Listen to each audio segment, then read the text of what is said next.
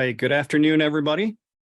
And we're going to be talking about artificial intelligence in education today. That's our topic of discussion. As you can see, our title is Be Not Afraid. So we'll talk a little bit more about why we chose that title.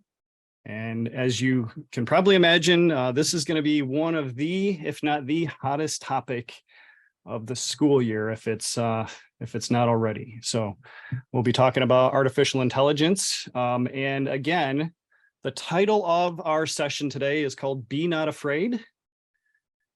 You may have heard at this point, lots of really bad horror stories about AI, about how kids are going to be using it to cheat, about how AI is going to take over the world.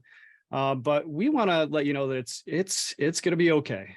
AI is actually a tool that you can use. And we want to talk about the different ways that you can use AI in your classroom, how you can use it with your students, and how you can really come to embrace what AI is and how it works. So we're gonna go through some just a little bit of the technical aspect of AI, and also talk about some of the ways that you can practically use it in your classroom. All right. So as the rest of the folks join us here, I mentioned my name is Bob Harrison. I am the Learning, Innovation, and Technology Consultant for Wayne Risa. This is a new position for me. This is my 4th month on the job. So it's great to be here, and it's great to work along with my colleague and friend, Judy Bowling. Judy, did you want to introduce yourself? I'll just say welcome to everyone. As Bob said, this is an emerging topic that I know you guys are going to walk away with a lot of great information from Bob today. All right. So I am, again, the Learning, Innovation, and Technology Consultant. Previously, I was the technology coach, or one of the technology coaches in the Dearborn Public Schools. And as part of my job as a technology coach, I was introduced to the concept of AI, and actually GPT-3 at the time, back about last September or so. And so this is something that's not even really a year old, although what you're going to find is that we've been using AI for quite a bit of time already. So here's what we're going to do today. We're going to start off with what AI is. We'll talk about what the boundaries of AI are. There's actually some disagreement about how far AI goes and what's AI and what's not, but we're going to try and get a good definition of it.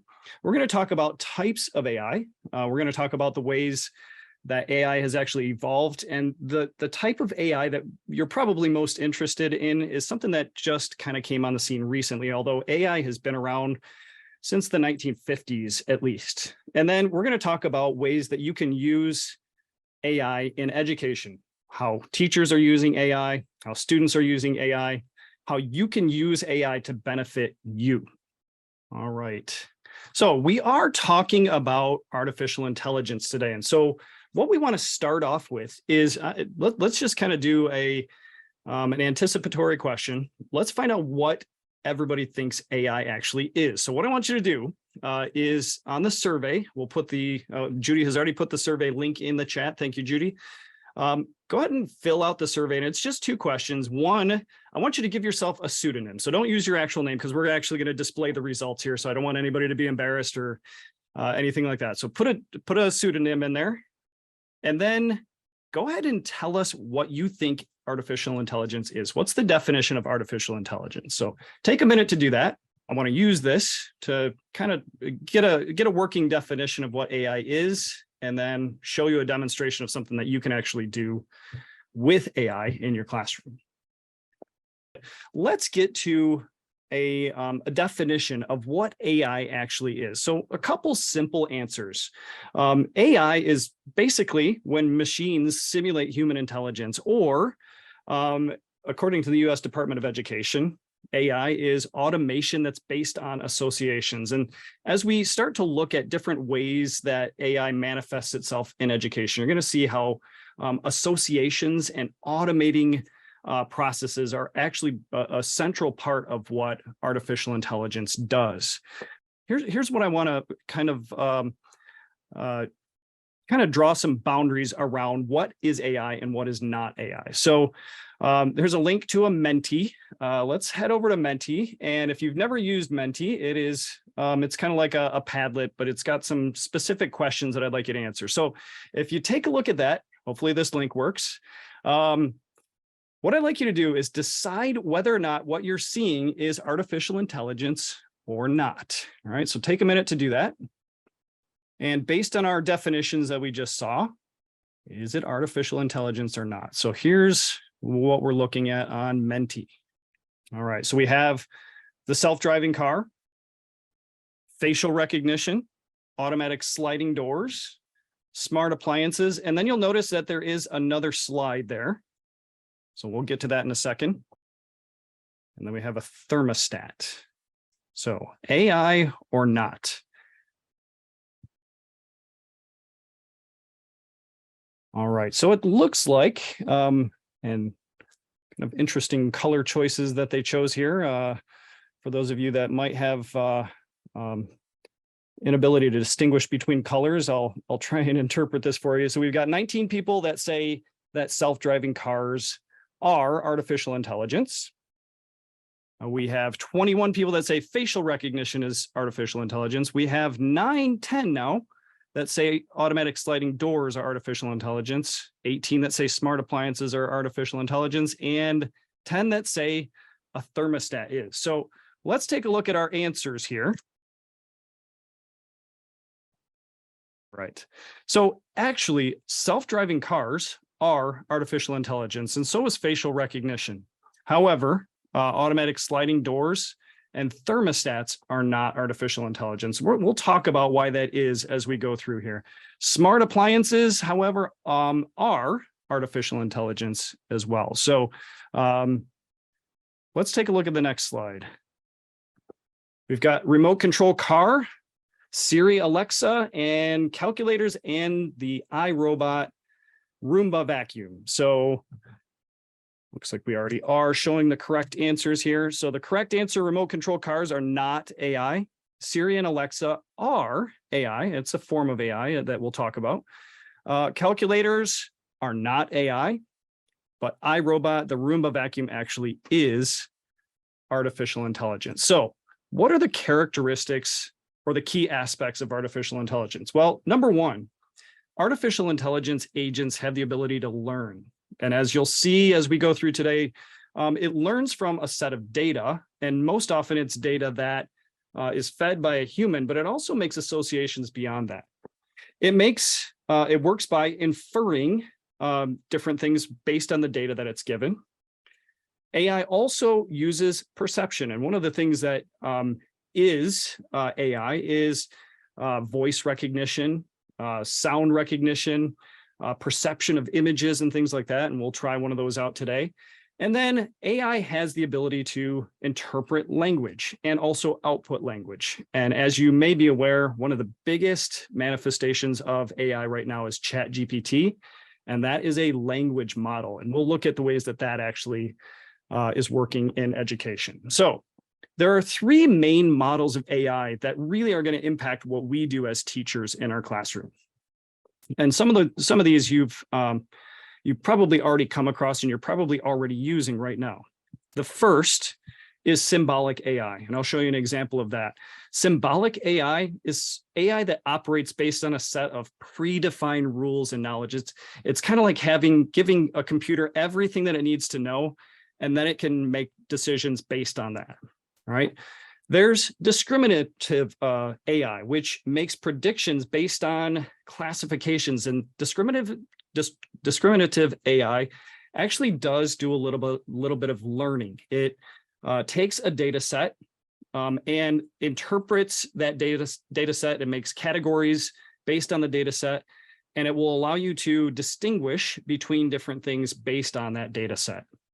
And then the one that is really of interest to most people is generative AI, which generates a new set of data based on the training data that it receives. So let's start off with symbolic AI. And one of the most classic examples of symbolic AI is the game Akinator. If you've ever played Akinator, Akinator is referred to as an example of GOF-AI, which is kind of stands for good old-fashioned AI. And the way Akinator works, if we bring up Akinator, and I'll bring it down here.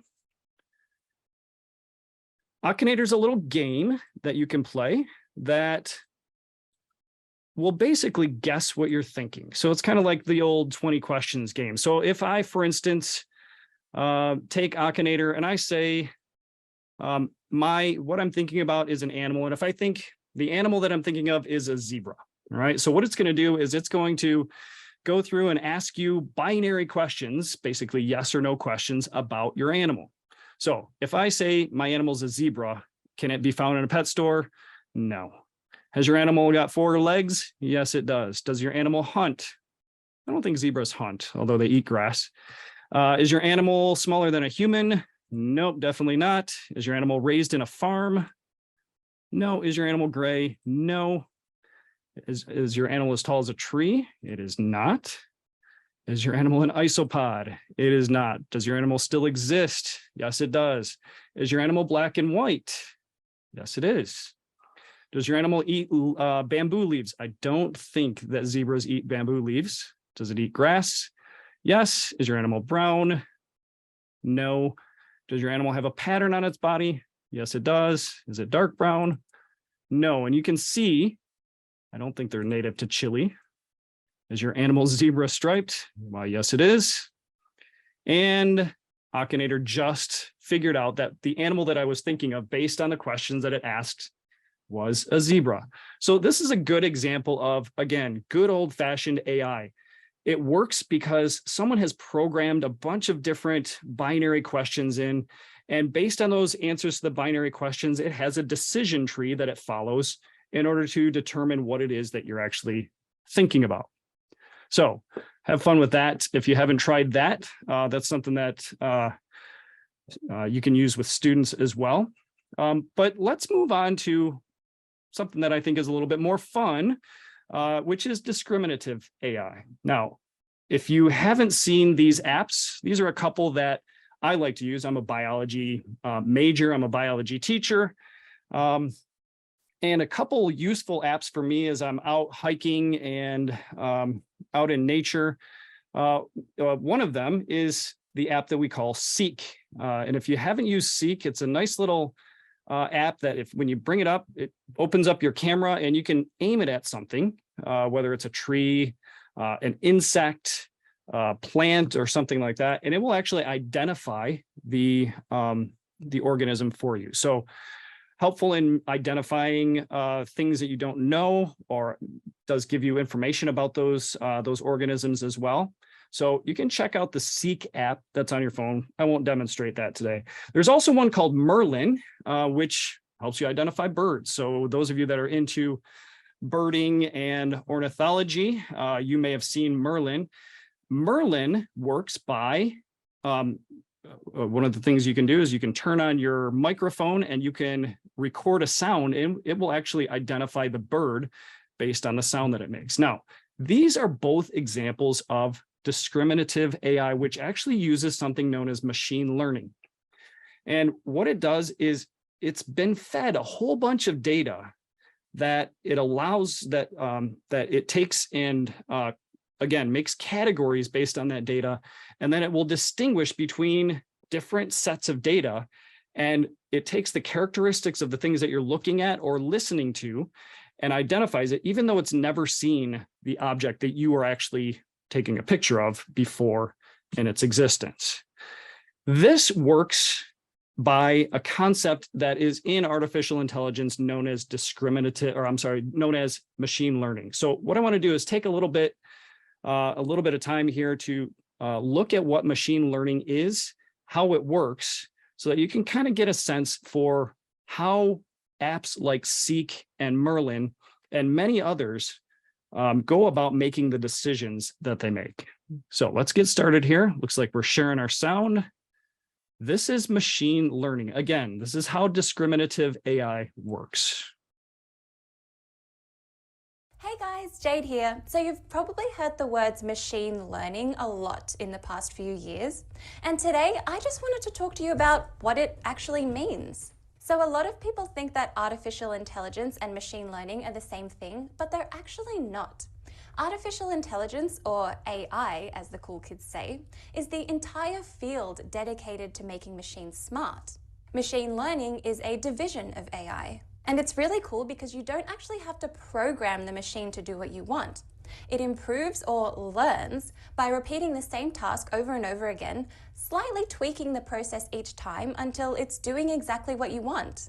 It's similar to how a person learns from experience. So to give you an example, imagine your grandpa works at the local grocery store. His job is to sort the apples from the bananas, but he has a bad back and complains all the time. So you want to program a machine to do this job for him. The first thing you do is define some features it can use to distinguish apples from bananas. One might be color. The redder the fruit is, the more likely it's an apple. The yellower it is, the more likely it's a banana. This is a pretty good starting point, but what if we encounter a situation like this? Obviously, color isn't enough. We need another feature. Another good one might be hardness. The harder the fruit, the more likely it's an apple. The softer, the more likely it's a banana. We can choose a lot more features, but let's keep it at 2 to keep things simple. Now that we've defined some features, we need to collect some data to train our machine. So you go and get 50 apples and 50 bananas and label each one as item 1, item 2, all the way up to 100. Then you measure the color and hardness of each one, note down whether it's an apple or a banana, and feed your data into the machine. Now it's time to test it out. At first, it kind of sucks. Even though it's got its 2 features of color and hardness, it doesn't know how much importance, or as computer scientists say, weight, to place on each of them.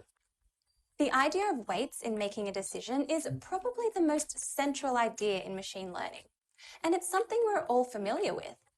Say you're looking for a romantic partner, and 2 things you're looking for are intelligence and a nice smile. But maybe you place more weight on intelligence than you do on a nice smile.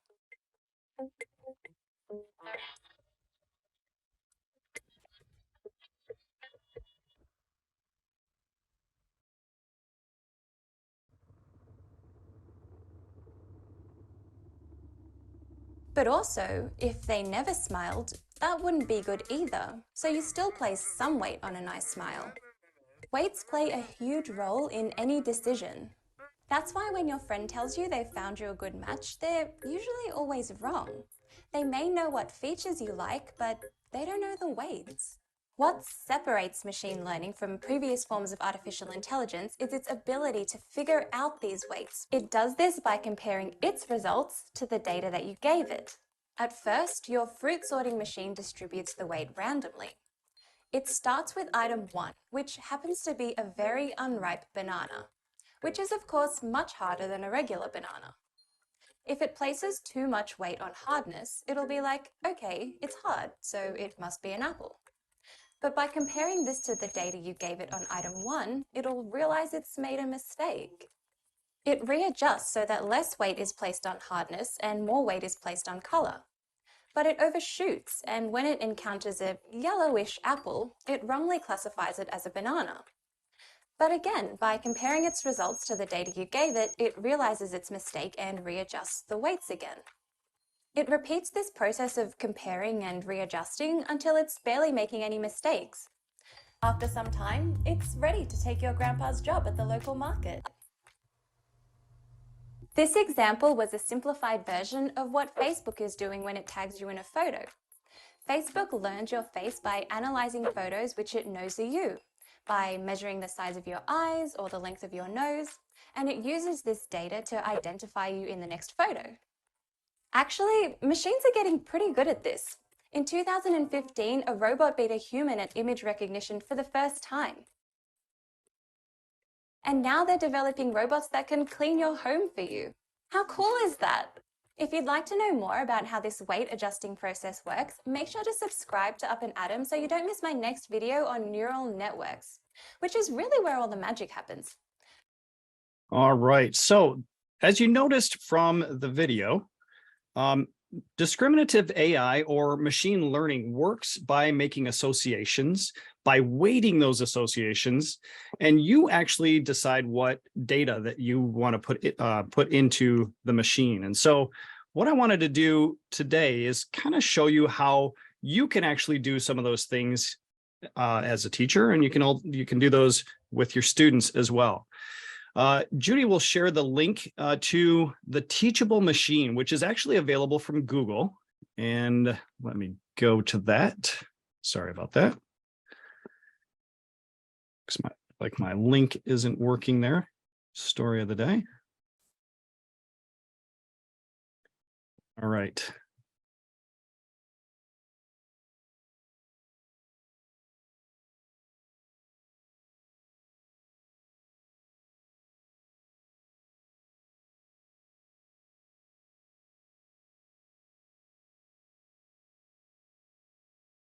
All right, and we'll take you to teachablemachine.withgoogle.com. And if you go ahead and click to get started, you'll notice that there are three things that you can do with the teachable machine. You can do an image project where you can give a data set based on images, and you can have the teachable machine distinguish between the images based on the data that you give it. So just to give you an example, if you wanted to use facial recognition, you could put several images of yourself, and you could put several images of your spouse or significant other. And then when you show it a new image, it will use the data that it has in order to distinguish between whether or not that's you or your spouse. You can do that also with an audio project. You can record your voice, and you can distinguish between your voice and someone else's voice. So you could do voice recognition, or you could do a pose project, which you can teach something based on images. So I think of things like American Sign Language, distinguishing between characters. So you can actually teach the machine what the different characters are in American Sign Language. But let's start with let's just take a look at an image model. Let's say, for instance, I'm an art teacher and I want students to be able to distinguish between art that was produced by a certain artist. So let's say I have,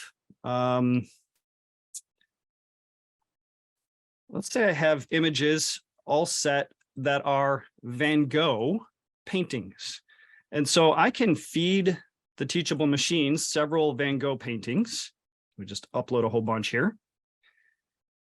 All right. And I can train the model. Okay, samples. I do have samples. And you can go ahead, you'll see as you work through this, you can create, oh, there we go. There's my second class.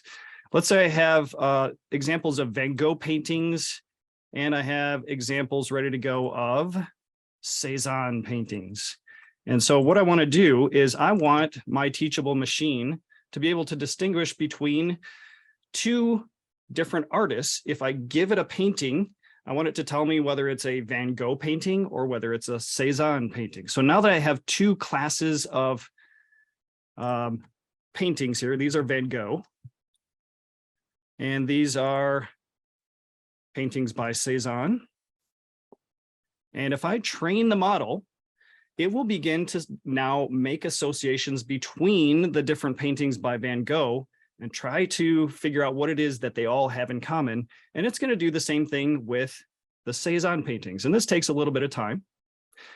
And depending on how many images you put in here, for instance, the more images you put in, the better it's going to be able to identify something that it has never seen before.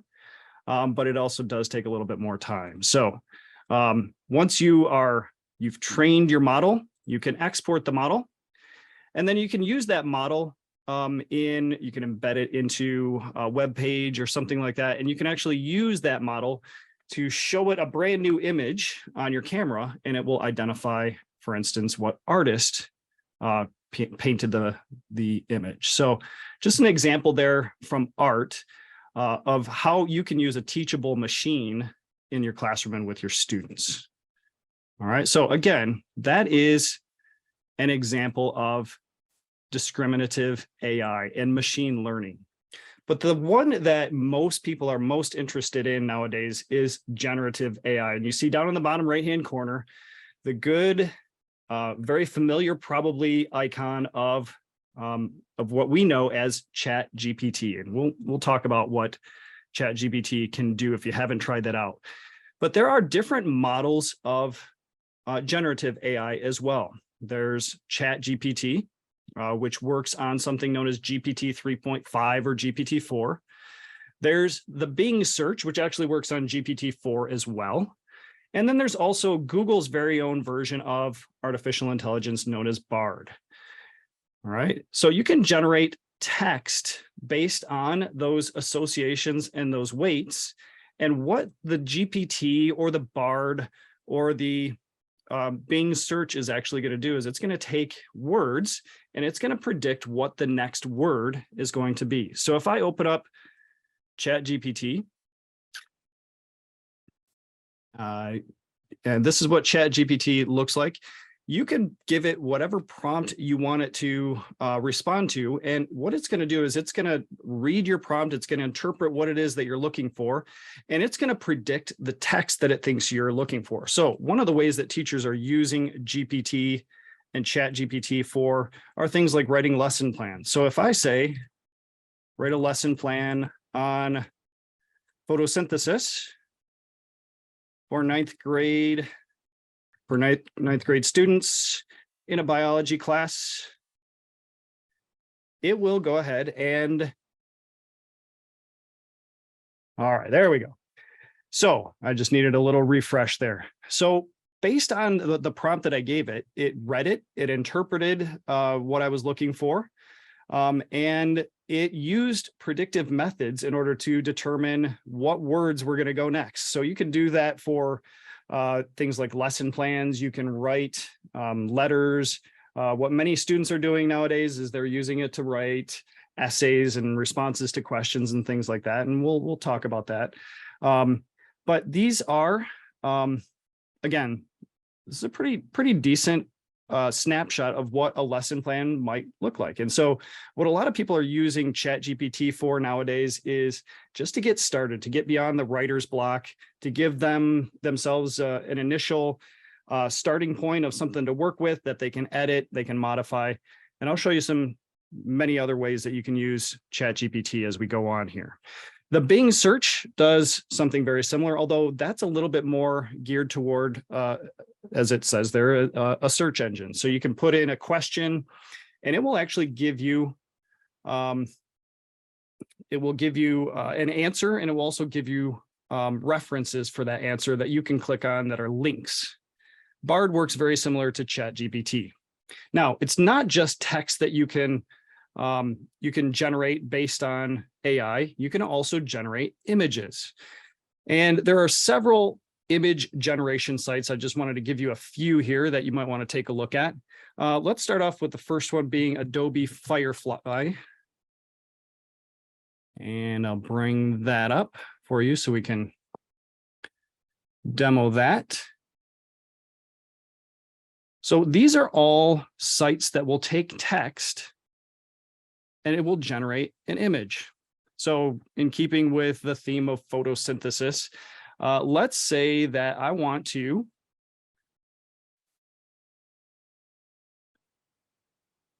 generate an image that gives me maybe a summary of the process of photosynthesis.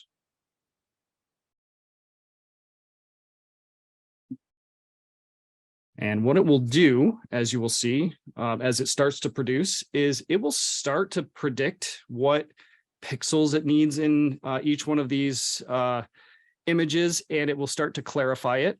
And one of the things that it doesn't really do a good job of is text on the image. So if you look at each one of these, you notice that there's not a single word that actually looks like a word in English or in any other language.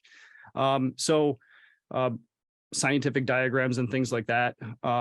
don't work quite as well. But if you just wanted to create a photosynthesis in the style of Van Gogh, so how would Van Gogh paint photosynthesis? We'll see what Adobe Firefly will produce for that. All right. And if you know anything about Van Gogh, some of those are kind of close. The more text you give it and the more parameters you assign to it, the better job it's actually going to do. But every single one of these images is an image that has not ever existed before, although it does take from images that Adobe owns, and it kind of takes the elements that it thinks have to do with photosynthesis and kind of puts them all together. And that's how those generative models work. So again, Adobe Firefly is an text to image tool. Midjourney is another one. DALL-E 2 is another, yet another example of a text to image generator. And that's actually works very similar to the way that ChatGPT works. It's made by the same company.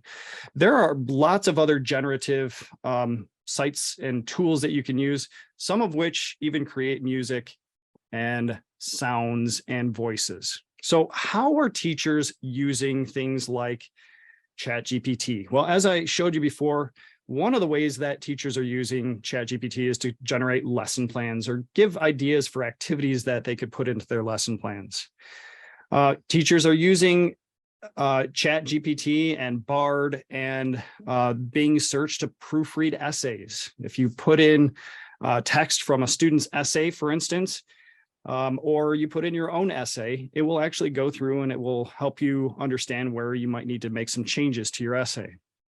Ideas for feedback. One of the things that I actually use ChatGPT for is when I kind of need an idea for something that's going to help a student take the next step in whatever it is that they are responding to. I'll take their answer to a question, for instance, put it into ChatGPT and say something like, give me 3 points that I could give this student based on their answer to this question. And it will actually do a pretty decent job of giving me some ideas. And what you'll find as you use ChatGPT is it doesn't do a perfect job, but it's a good start on giving you ideas that you may not have even thought about.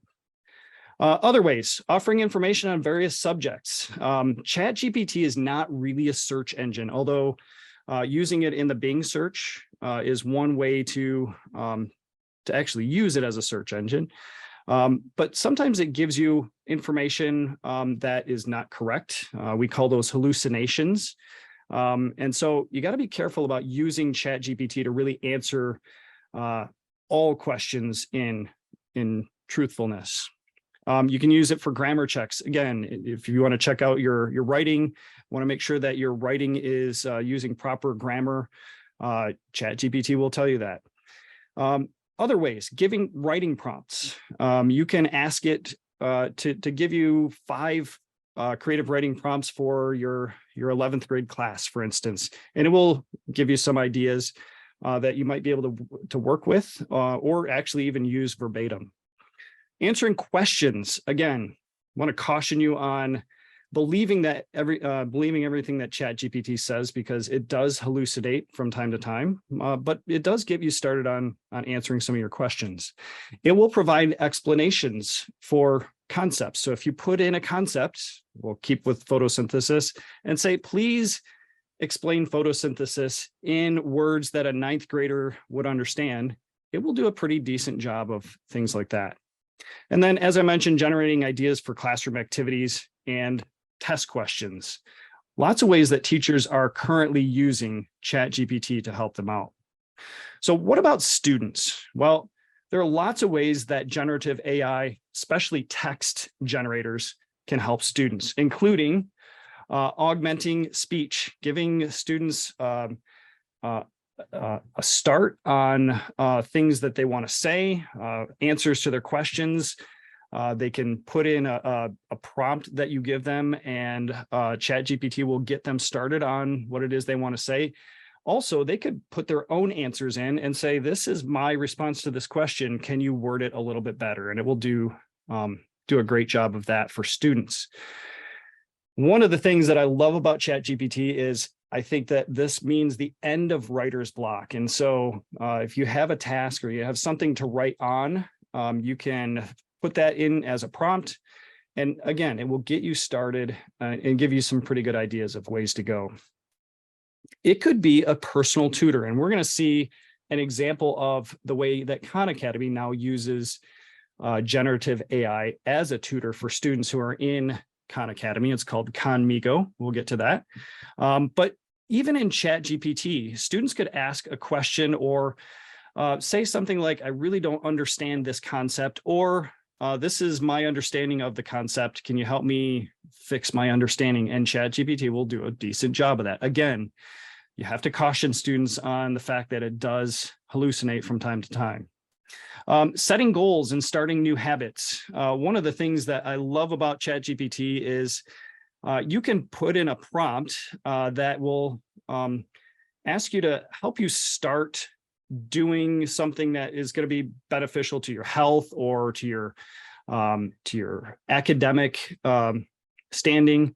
And it will actually give you ideas of how to get started on starting that habit and getting further in your goals. Now, another one of my favorites is using ChatGPT, starting off by telling it, this is who you are. I want you to answer some questions. So if we take a look at ChatGPT, and let's just say we're interested in, just to give you a concrete example, we're interested in what civil engineering is. And so I'm trying to decide as a student whether or not I want to become a civil engineer. And so I'll tell ChatGPT, I want you to be an expert in civil engineering. And once I tell it that, it's going to tell me that it's not, of course, a civil engineer.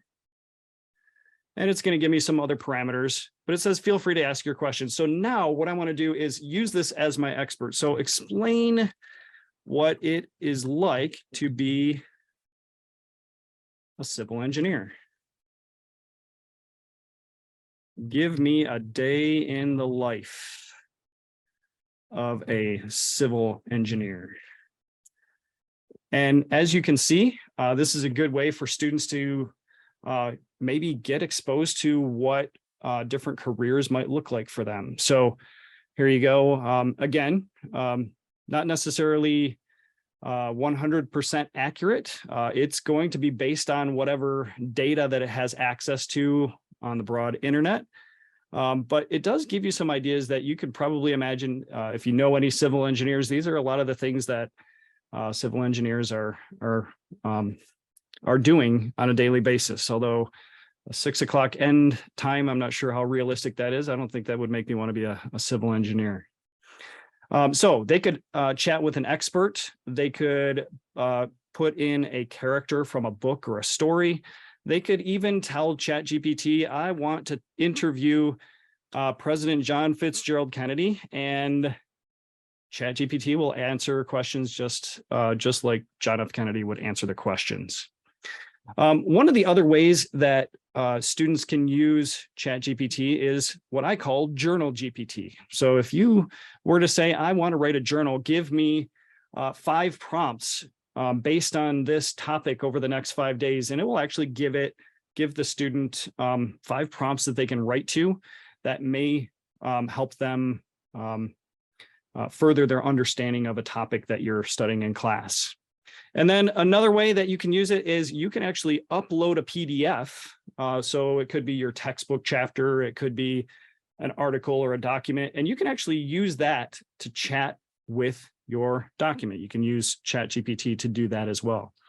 And that's really, again, another way that students can question the text. It could be their own personal tutor on your textbook or on an article. And it's a good way to get it to do things like summaries, to help reword things that students might not understand. And part of the reason that this is really important is that outside of uploading a PDF or a set of data for ChatGPT, ChatGPT accesses the internet up until 2021. And what that means is if there's a very current event or a current topic or a current article or something like that, even though you might ask it a nice prompt, give it a good question, if it's prior to 2021, it will be able to answer it. If it happened after 2021, it will not be able to answer that because it doesn't have access to that information. And so if you had a current article, for instance, of something that happened just yesterday, and you pulled that up, now you've informed ChatGPT of the information that you want to have access to. All right. So lots of interesting ways that you can use ChatGPT. Question? Yeah, Bob, we had someone who'd like to unmute and ask you a question. Sure, absolutely. Hi, Bob. I'm Tamika. Hi. I think you answered the question. I teach social studies, and Mhm. so I was wondering about the interviewing experts. Mhm. But I think you answered it. I was just Okay. wondering, would they be able to say, "Hey, Sojourner Truth"? Yes, Um, absolutely. And yeah.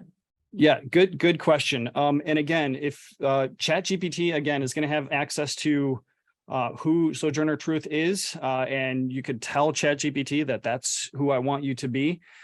But again, just like anything else, especially the teachable machine, the more information students give ChatGPT, the better the responses are going to be. So if you had, for instance, a piece of writing from Sojourner Truth that was, a few paragraphs long and say something like, I want you to be Sojourner Truth. Here's an example of some things that she would say. Can you respond to my questions? And it will do, again, a pretty good job of responding based on the information that you already have given it. All right. Okay. So great example, great question. Those are some of the ways that that we know of that teachers and students are using AI. What we'd like you to do next is get on the Padlet. Let's see if this link works. Again, make sure it is case sensitive. So that's a capital A and a capital I at the end there. And let's try the Padlet and take a look at how other people are using AI right now. And it doesn't have to be for school. It could be something that you're using in your daily life. So let me give you a minute to check out the Padlet and go ahead and give us ideas for ways that you are using AI. Tests, you can write test questions. Definitely, you can write a whole test on a subject. Playing music, definitely. AI is actually really good at generating music. It could generate playlists. Someone said that they haven't tried AI yet.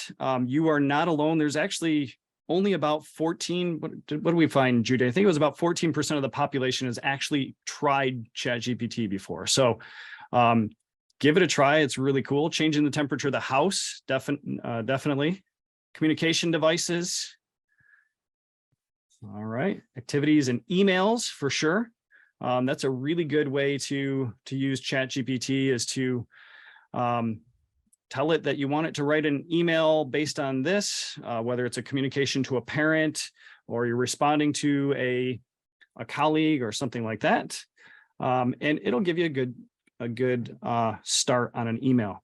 One of the other ways that people are using it is they'll actually write an email, and as they read it over, they know that the tone doesn't sound good. And so they'll take their emails, put it into ChatGPT and say, can you please make this sound a little bit more positive? Or can you put it in a tone that is unoffensive, for instance, and it will actually rewrite the email for you.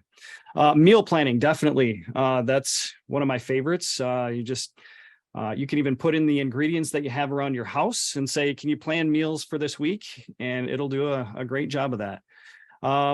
However, one of the things that I've tried and really hasn't worked out too well is actually creating a new recipe that nobody has ever tried. Not so good at that if you try out what it actually tells you to do. So if you have any success with that, please let me know. Creating formulas in Excel, definitely. Students using it to write their essays, and that's where many of us are starting to become afraid of what AI means for education. Now, just to get on that topic, as we talk about cheating and ways that students are using it that are inappropriate, one of the things that I didn't want to do today is talk about all the ways that we can detect GPT in our students' writing. And part of the reason for that is most of the ways that I know how are unreliable. In fact, a lot of times you can take tools and you can put the text in and ask it if it's real or fake, and it will actually, even if I know that it's a real composition, so if maybe it's an article that I pulled off of the New York Times or something like that and put it in there, it will sometimes even tell me that something from the New York Times is fake. And likewise, there are things that I've received from students before that I know that the student did not write. It's in using perfect grammar, spelling, and punctuation, and I put it into ChatGPT, and it says, "No, this is real."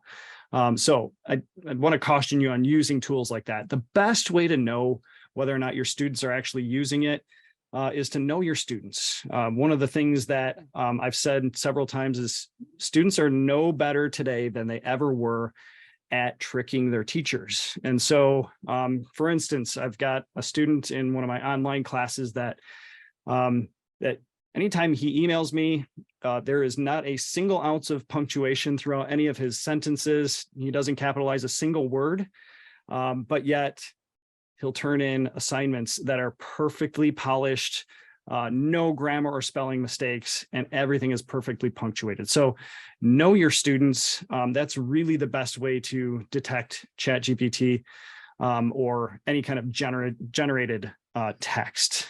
So a little bit of practical advice there. Lots of other examples that you see on the Padlet, from planning events to using it on math tests. Again, there's instances of academic integrity violations, of course.